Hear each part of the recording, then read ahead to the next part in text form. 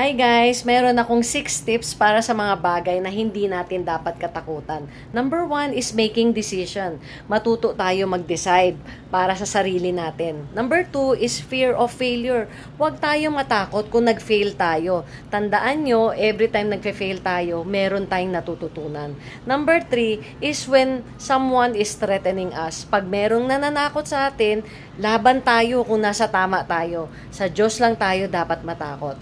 Number 4, try something new. I-explore natin yung sarili natin at marirealize natin na may mga bagay pala tayo na meron tayong gustong gawin at naiisip natin na sana dati ginawa na natin yon.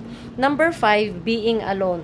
Huwag matakot kung mag-isa ka lang sa buhay. Pwede mong i-enjoy being with yourself. Number 6 is death. Huwag matakot sa kamatayan. Lahat tayo papunta dyan. So yan lang ang tips ko guys. Wait for my next video. Bye!